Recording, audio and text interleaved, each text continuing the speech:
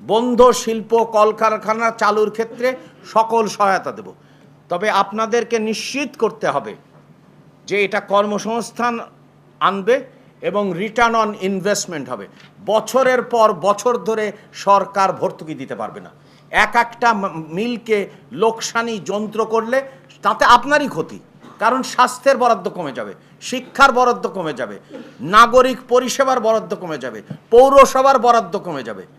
তাহলে আপনাদেরকে ভাবতে হবে যে বন্ধ শিল্প কলকারখানা আমরা কিভাবে চালু করব, এবং সরকার বন্ধ শিল্প কলকারখানা চালুর ব্যাপারে প্রতিশ্রুতিবদ্ধ।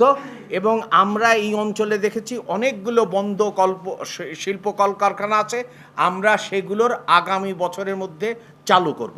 কর জিডিপি যে অনুপাত 6.6%, কারণ তারা লুটপাট করেছে এবং লুটপাট করে কখনোই করের ব্যবস্থা করে নাই, যার কারণে আজকে শিক্ষার মানের এই অবস্থা, দুরবস্থা, স্বাস্থ্যের ক্ষেত্রে দুরবস্থা। আমরা মনে করি যে রংপুর হচ্ছে খাদ্য শস্যের ভান্ডার। এখানে জমি সস্তা, শ্রম সস্তা, মানুষ ভালো। এর চেয়ে উপযুক্ত শিল্প কারখানা করার বাংলাদেশের অন্য অঞ্চলে নেই আমার ধারণা। আইন শৃঙ্খলা ভালো। সুতরাং আমরা যদি ইনভেস্টররা যারা আছে তাদেরকে আমরা যদি নিয়ে আসতে পারি এবং সরকার যদি সেই সুযোগগুলো সৃষ্টি করে দেয় এবং আমাদের স্থানীয় আঞ্চলিক যারা উদ্যোক্তা রয়েছেন তাদেরকে যদি আমরা এই সমস্ত সহযোগিতা প্রদান করতে পারি, তাহলে আমাদের যে নতুন সরকারের যে ধারণা, আমাদের মাননীয় প্রধানমন্ত্রী যে আকাঙ্ক্ষা, সেটি ইনশাল্লাহ আমরা বাস্তবায়ন করব।